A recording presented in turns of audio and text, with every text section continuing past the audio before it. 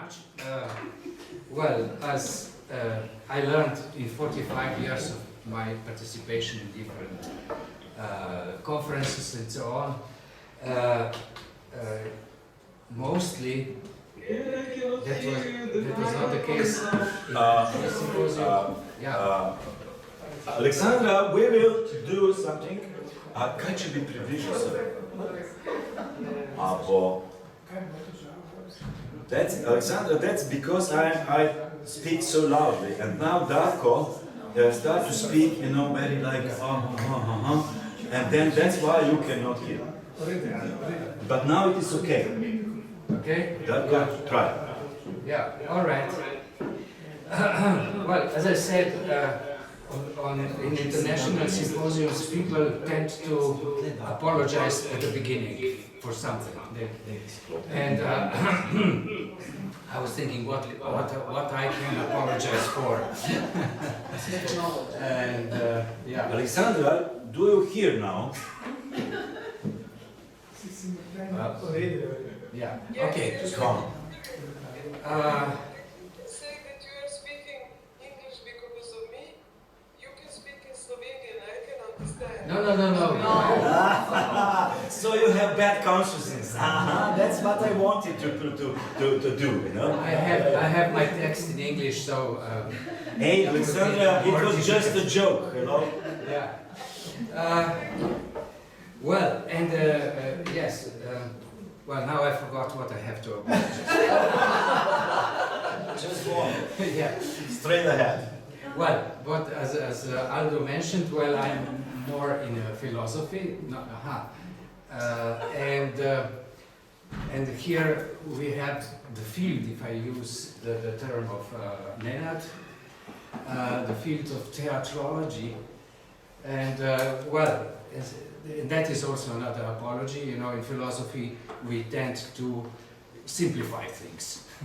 So this will be, I apologize for all simplification that I'm going to do. Spend 5 minutes of your time by apologizing myself, so just go straight ahead. Okay, so I'm going straight ahead. So at the beginning I will give just a few hints.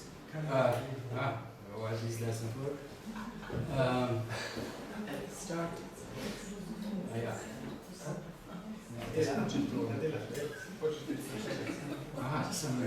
Okay. Just a few hints about the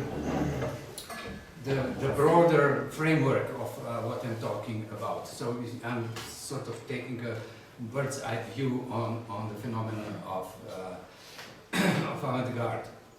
Well, so avant-gardes are situated in a, let's say, big period which is called modernism, and that modernism is marked by what Alain Badiou found out is that in this period art is no longer essentially a production of eternity. Well, after after a long period of modernism, somebody like Jean-François Lyotard came up with the idea that modernism is finished and that what we have now is postmodernism. That triggered a lot of debate. Where does modernism end and when the modernism begins? This was sort of this debate ran into the direction of making some chronology of these periods in art, well, whatever, history, and then Lyotard wanted to probably react to all this, and he added to the English edition of his not so long text, the postmodern condition, some postscript in which he wrote this sentence: a work can become modern, a work is meant a work of art, a work can become modern only if it is first postmodern. Postmodernism, thus understood, is not modernism at its end, but in the nascent state, and this state is constant. Well, this proposition is something for which all, let's say, honorable American analytical philosophers hate French theory. It is, of course, it complicates things even further.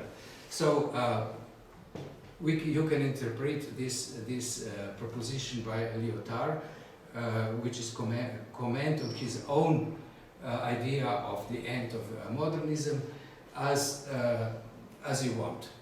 You can, on the basis of such a statement, you can say, okay, modernism never ends because it came already anyway before modernism and so on. Well, anyway,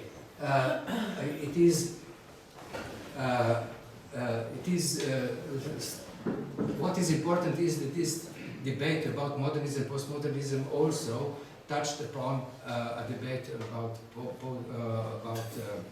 avant-garde, and this sentence, this citation from Wolfgang Müller-Funk from a recent book that he edited. I mentioned it yesterday.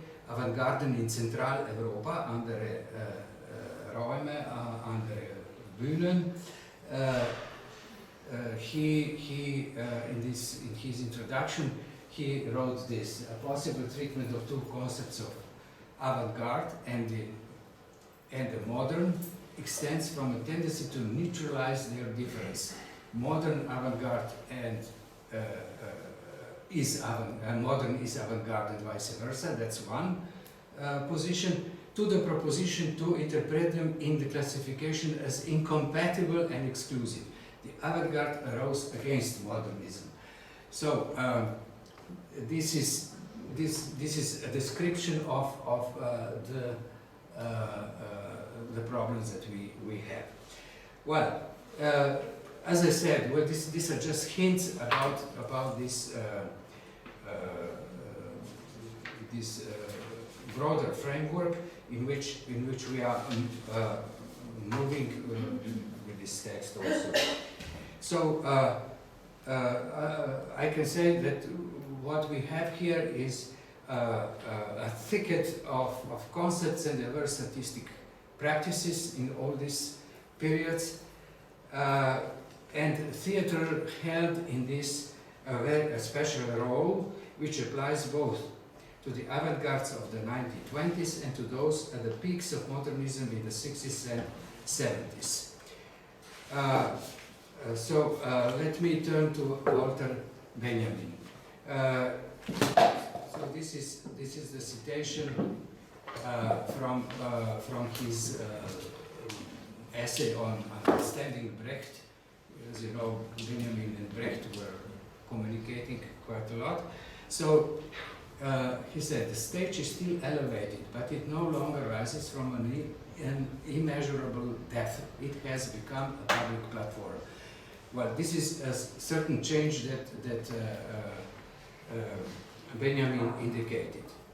So the specificity of theater for that time becomes even clearer in the realm of Benjamin's concept of aura, which uniquely names the irreversible transformation of art brought about by reproduction as the key agent of industrial society.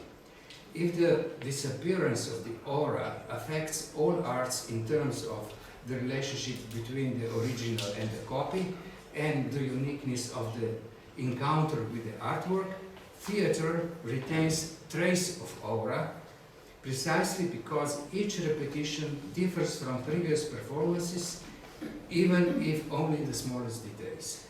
And Benjamin says further on, man has to operate with his whole living person, yet foregoing its aura. For aura is tied to his presence, there can be no replica of it. The aura which on the stage emanates from Macbeth cannot be separated for the spectators from that of the actor. So this is one specificity of theater, that it keeps, as Benjamin says, a trace of aura. The most reproducible and most mass-oriented of all arts, namely film, reaffirmed its role as an agent in the avant-garde practically from its beginnings, especially in the 1960s, when particularly with the advent of the French New Wave, Deleuze's concept of time, yeah, that's I already read.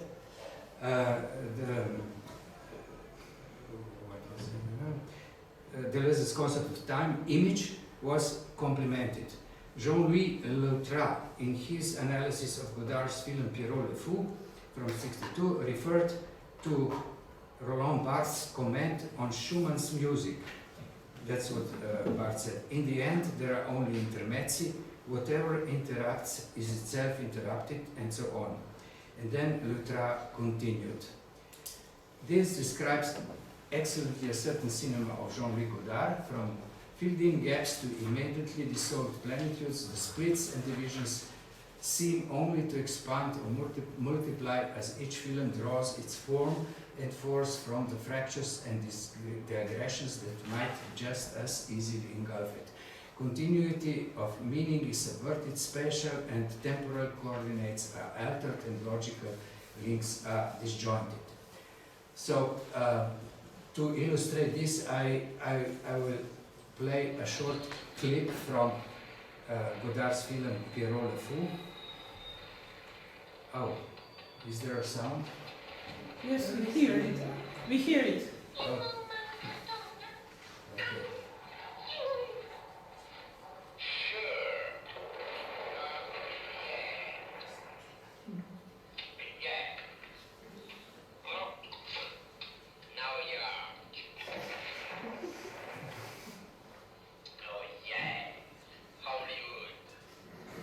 Okay.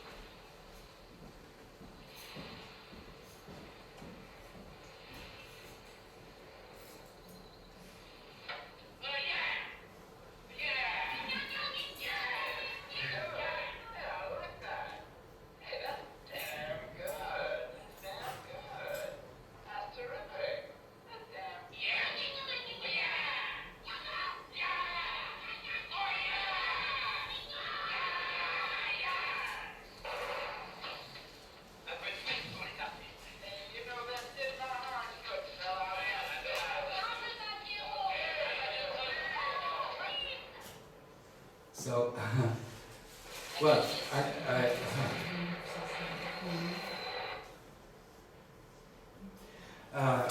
I chose this clip. I suppose many of you have seen this movie in totality, but I chose it just because you have sort of a improvised theater within the movie, you know. But otherwise, you know, this film could be used as an illustration of this sort of a decisive change in performing arts. In this case, in film, as Lautrat said, you know, it is this sort of a breakup of any, let's say, linear narrative and so on. And we have all, you know, film is made up of discontinuities. What is amazing with the new wave cinema is that it got quite a mass public interested in it. That's a special question which should be researched much more.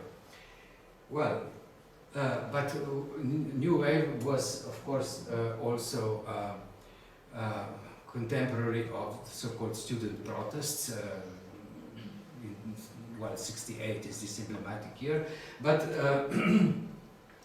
and in a way it also aligned the New Wave, especially Godard himself, aligned themselves with the student movement. So this period marked by memories of student protests, particularly against the Vietnam War and simultaneously against the repressive system in its global binary of capitalism and real socialism, brought about a significant shift within the domain of the colonial notion of the metropolis or center. Protests didn't result in the collapse of capitalism and its complementary real socialism, nor in a reduction in the dominance of economic, military and financial oligarchies. Rather, it resulted in a new geography of art. More so than during the early rise of the avant-garde, there was an emancipation of the periphery. Avant-garde artistic practices emerged not only in the urban centers of the West, but also in most countries of the so-called Eastern Europe, most notably in Poland, Czechoslovakia, Hungary, and even in the Soviet Union. A special instance are the countries of Central and South America. Avant-garde artists made Yugoslavia a kind of anti-center of artistic movements, as evidenced by the fact that the country hosted a number of major and minor international festivals, among which the Genre Experimental Film Festival in Zagreb and the Belgrade International Theatre Festival, known as BITEF, stood out. In the dramatic text, this is another citation from colleague Gasper, who also noticed that this attribute of this avant-garde performances, so that we have the elements of the drama are actually disappearing, and the text becomes disposable and directs the other aspects of theatrical performance. Meaning is lost or remains extremely open, which leads to fragmentation and arbitrariness of interpretation. So, on the background of what was said, I hope you can follow me. We can take some examples, and one example is the one that was touched upon before in Samo's presentation, and this is just one example among hundreds, of course. Was the Pupilja Ferkewerk, and I have here a citation of Goranka Krejačić, who was one of the actors in this performance. So she wrote from her own experience.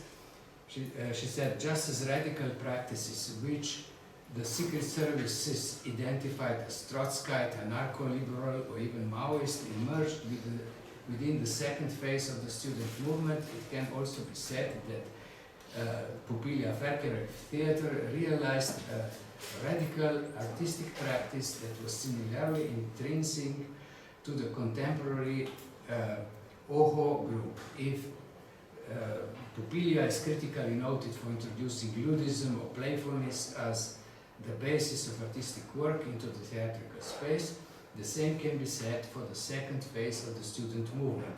Here too, there was a noticeable creative playfulness, most prominently expressed at the literary marathon at Faculty of Arts in November 1970. So there was, we had two sides, social movement and the art interacting at that time. Well, I don't know, maybe this is very, very short clip. You already had some images from Pupilja, but not this one.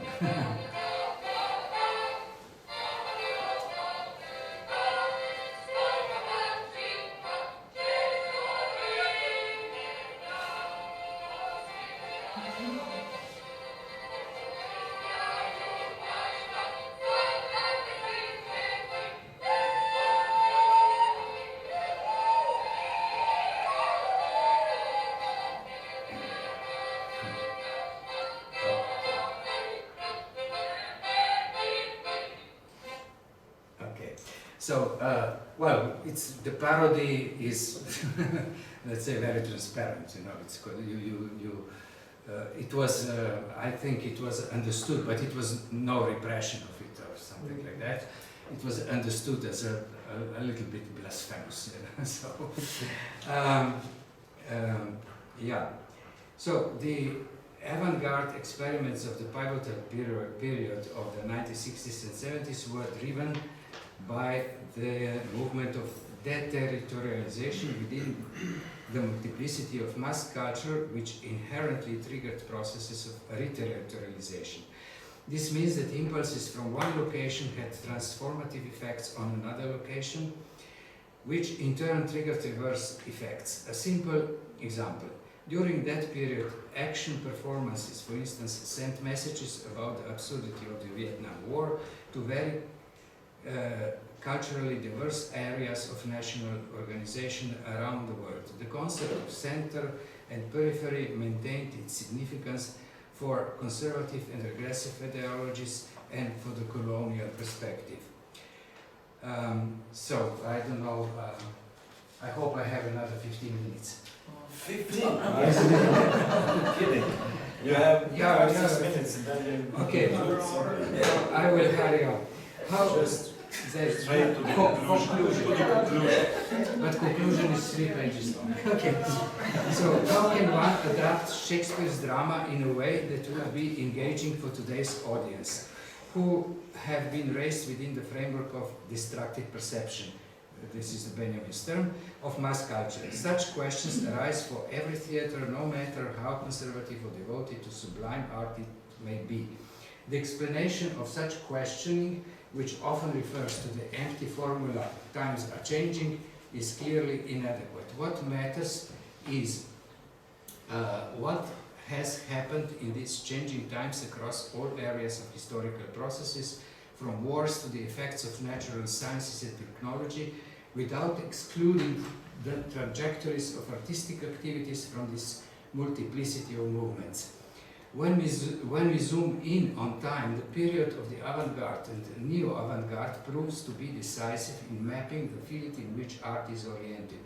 Both the art we perceive as mainstream and the art that questions existing social relations, even if it seemed to the actors themselves that avant-garde interventions in all forms and across all fields of art were ephemeral and unsuccessful in their marginalized activity. It is now evident that their transience, uniqueness, singularity, extreme gestures, disruptions and scandalousness gradually established a distinction from the mainstream, which in contrast normalized and absorbed the components of and attributes of avant-garde actions.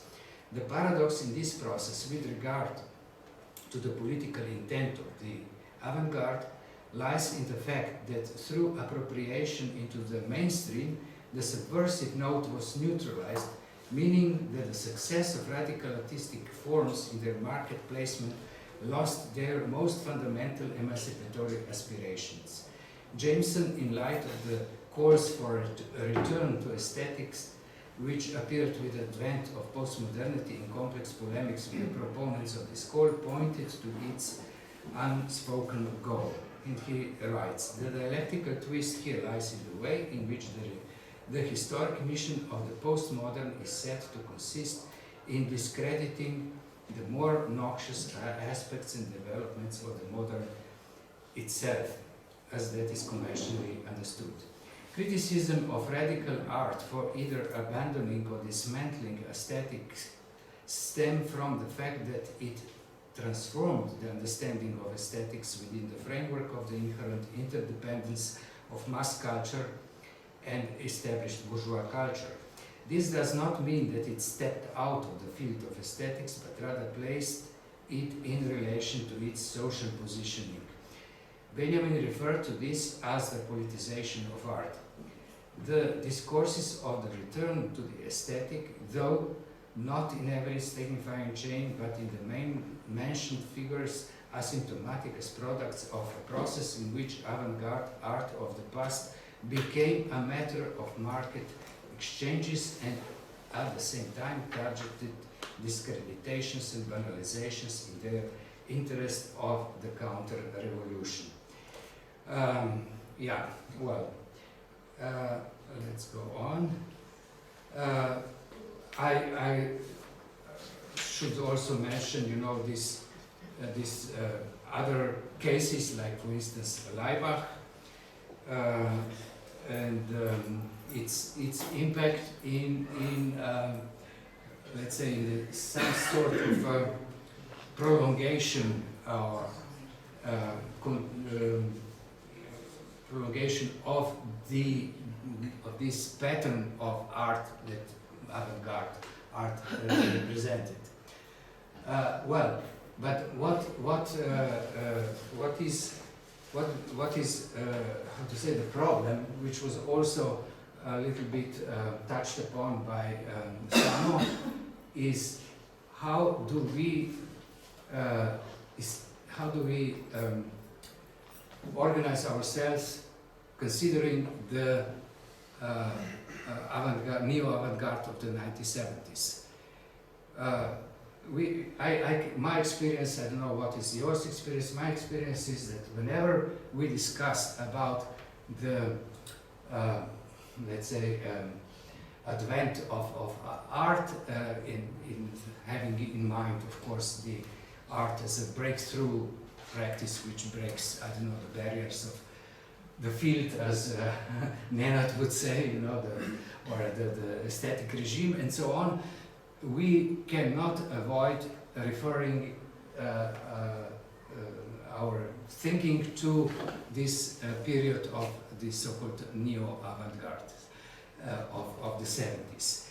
And as Samo said also, it was that these reenactments somehow don't work. They function as, let's say, as a museum, as an open. They just represent sort of the opening of an archive. But in this aspect, as much as we understood the most radical part of the avant-gardes, the one that aligns artistic ambition or whatever artistic work with social movement, if we think about it, then we come to the point that avant-gardes can exist only in singular, particular, once in a time interventions. So another case, and this will be the end. Another case, again, I'm mentioning the name Janez Janša, but it's not the same one. It's the Janez Janša who is a political person. But when he was a prime minister, I think in his second government in Slovenia, those who know history of Slovenia, independent Slovenia, will know which period I'm referring to. So he was sort of embodiment of operation of the apparatus, and Janša described the participants of the so-called first all-Slovenian uprising against the overt neoliberal intervention in the Slovenian state and society as zombies on December 21st, 2012. That was, that day, Janša said, well, these protesters, they are zombies. But what happened then? The protestival that followed on December 22nd, 2012 demonstrated that mass public protests against ruling oligarchies in Slovenia were simultaneously cultural and artistic events. This became even more evident during the continuation of the uprising on January 11, 2013. Zombies were an indispensable component of the uprising events in 2013, especially on Culture Day on February 8, 2013. That's the national holiday in Slovenia. When the populist, so on that day, the populist political option with its visibly weaker support among general public suffered a significant defeat. The parody of the Prime Minister's insult in the form of a street play by nameless directors and actors was a unique Slovenian artistic achievement among other social actions during the financial crisis. The Zombie Project clearly showed that unlike many former emancipatory politizations of art, today's focus is no longer on the artistic production of utopias, but rather on the next step after exiting the aesthetic regime. The broader social capitalization of ghettoized artistic production and the integration of art into collective action against the perpetuation of society's expropriation. From this point on, it is clear that the most inventive art is a component of a broader social coalition aimed at establishing a different paradigm of sociality. In the second Slovenian uprising from 2020 to 2022, the so-called cycling protests that took place for more than 100 consecutive weeks, the Zombie Project continued and contributed to the performative effects and iconography of the protest. So this is from the first uprising, and these two are from the second. Disruptiveness, fragmentation, subversiveness, and so on, often in the form of discontinuity as a legacy of the avant-garde from the modernist era, remain key characteristics of art that aligns with emancipatory social aspirations. Questions about how to achieve the goal of unsettling the public, decentralizing mass perception through innovative uses of new technologies, and so forth, remain constantly open. Each successful artistic action is a unique response, a singular gesture, and a transcultural signifier for decoding forms of domination. Therefore, it is important that an artistic intervention occurs unexpectedly, unpredictably, in the manner of aesthetic guerrilla tactics and as an event. The example of the opening ceremony of the 2024 Olympic Games in Paris, which proved to be highly controversial for its thematic focus on history, particularly the French Revolution, and its portrayal of mythologically grounded exuberance will remain unparalleled. The event itself is typically expected to be a parade of kitsch, I mean the opening of such a thing as Olympics, and the parade of kitsch and extravagance. However, in Paris in 2024, the meaningfully rich performance on the scene added an extraordinary component to the event. The fact that such content, highlighting the achievement of historical emancipatory struggles, the celebration of the politics of difference and recognition, etc., was elevated to the highest level of visibility within the core of the spectacle.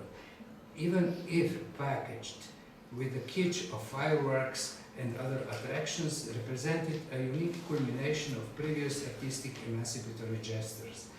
The LGBT plus movement with its characteristic costuming illustrated the connection between art and life, following the spectacle, a connection that throughout the history of the avant-garde has often needed to be re-articulated in spite of something sounding naively optimistic. It had a role in dialogue and debate with theoretical discourses.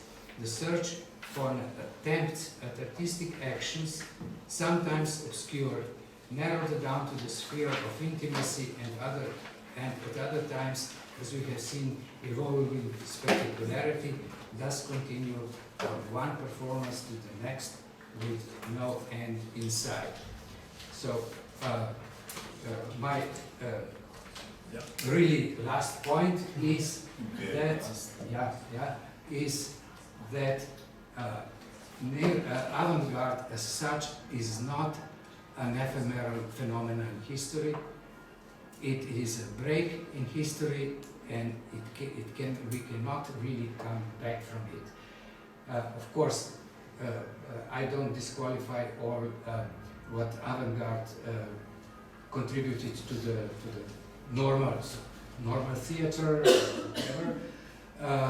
But I myself, I focused more on avant-garde tendency to link art and as it is articulated in classical or avant-garde to 1920s, to link the art and life. Okay.